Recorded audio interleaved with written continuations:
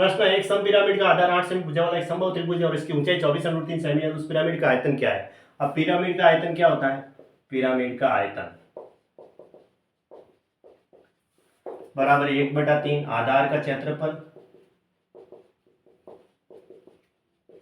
गुणा ऊंचाई, यही होता है पिरामिड का आयतन।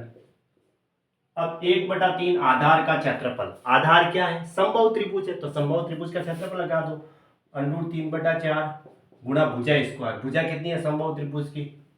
8 सेमी भुजा का समबाहु त्रिभुज है, तो 8 गुणा 8। और अब ऊंचाई, यहाँ ऊंचाई चाहिए, तो ऊंचाई दे रखी है 24√3, वैल्यू रखनी है और कुछ नहीं करना है इसमें। अब इसको सॉल्व करना है, तो 4 से ये 2 बार कटा, 3 से इसको 8 3 24, ठीक है।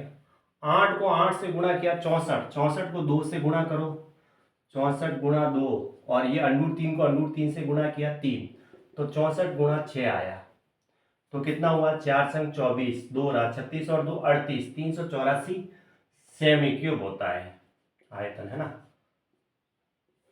384 आया आयतन सेमी क्यूब में, ऑप्शन डी सही है। अब किसी लंब प्रिज्म का आधार 5 सेमी भुजा वाला एक नियमित षटभुज है और इसकी ऊंचाई 12√3 सेमी है, तो इसका आयतन सेमी क्यूब में ज्ञात कीजिए। अब यहाँ लंब प्रिज्म की बात कही गई, प्रिज्म का आयतन बताना है। प्रिज्म का आयतन बराबर क्या होगा? आधार का क्षेत्रफल गुणा ऊंचाई। प्रिज्म का आयतन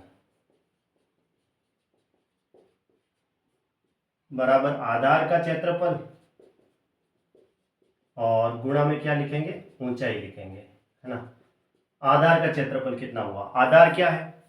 एक नियमित षटभुज है, 5 सेमी भुजा वाला एक नियमित षटभुज है, तो सम षटभुज का क्षेत्रफल 6 गुणा √3/4 गुणा भुजा स्क्वायर होता है। भुजा दे रखी है 5, तो 5 गुणा 5, और इसकी ऊंचाई अब इसने कहा है कि 12√3 है, तो 12√3 वैल्यू रख देते हैं।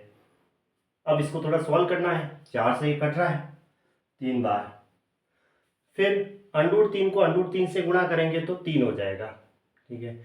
5 गुणा 5 25, 25 दिया 75, और 6 गुणा 3 18 गुणा 75 हो रहा है, ठीक है।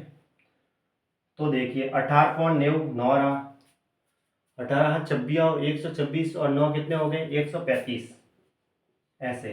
तो ये आ गया सेमी क्यूब में, है ना।